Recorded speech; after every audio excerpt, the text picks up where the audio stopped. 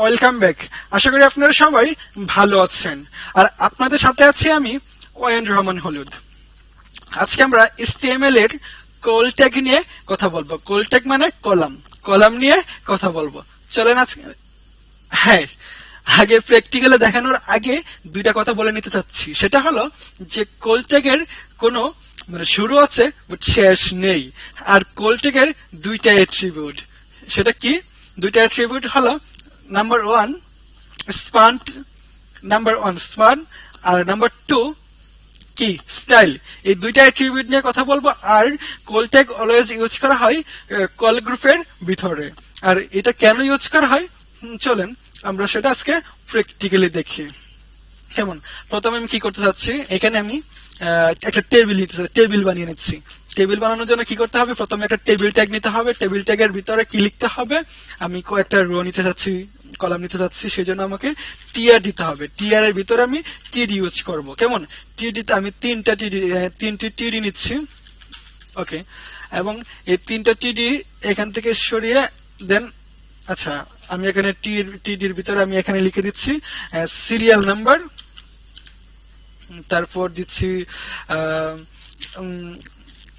RAM. ওকে, তারপর দিচ্ছি HDD.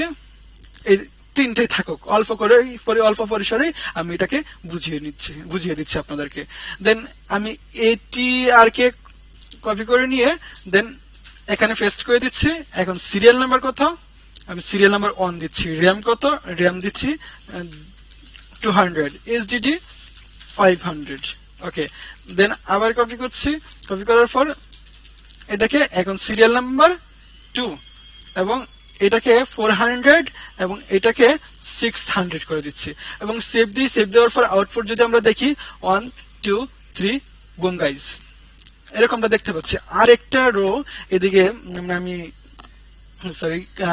Column আর একটা বাড়িয়ে নিচ্ছি। সেই জন্য আমাকে কি করতে হবে এখানে, ওকে, এইচডিডি, এখানে সিপিইউ দিলাম। সিপিইউ আন্দাজে কিছু দিচ্ছি, 25 দিয়ে দিলাম এখানে, যদিও এরকম কিছু নেই। ওকে, সেভ দিচ্ছি। সেভ দেওয়ার পর আউটপুট যদি দেখি 1 2 3 বুম গাইস, এখন ঠিক আছে। আর এখানে ডকুমেন্টের এখানে আমি টাইটেলে লিখে দিচ্ছি কল, যেহেতু কল নিয়ে আজকে কথা বলবো, এবং সেভ দিচ্ছি। আউটপুট যদি দেখি, ওকে। এখন এটা যে একটা টেবিল, এটা কিন্তু বোঝা যাচ্ছে, আপনারাও বুঝতে পারতেছেন। বাট যদি আমি বর্ডার লাগিয়ে দেই তাহলে আরো ভালোভাবে আপনারা বুঝতে পারবেন। সেক্ষেত্রে আমি কি করতেছি, টেবিলের একটা বর্ডার দিয়ে দিচ্ছি। 1। আর এটা যেহেতু কম্পিউটার নিয়ে, কম্পিউটারের সব ইনফরমেশন, সেহেতু একটা ক্যাপশন ট্যাগ, ক্যাপশন নিচ্ছি। ক্যাপশনের ভিতর দিচ্ছি কি কম্পিউটার। ওকে, এখন সেভ দিচ্ছি এবং সেভ দেওয়ার পর আউটপুট যদি দেখি 1 2 3 বুম গাইস। ওকে, মানে কি এটা কম্পিউটারের একটা ইনফরমেশন। ক্যাপশনটাকে আমি আগেও বুঝিয়েছি, আমি উপরে লিঙ্ক দিয়ে দিচ্ছি তারপরও। আর এটা যে একটা টেবিল সেটা আমি আপনাদেরকে বুঝিয়েছি। তো এখন কি করব, এখন কাজ হলো আমার যে কল কোথায় কাজ করে, অলওয়েজ কলকে মানে টার্গেট করতে হয় কল গ্রুপের ভিতর। আমি যে কল গ্রুপের ভিতরে নিয়ে যাচ্ছি। এখন এই কল গ্রুপের ভিতরে আমি কল ট্যাগটা দিচ্ছি, যেহেতু এটার শুরু আছে শেষ নাই।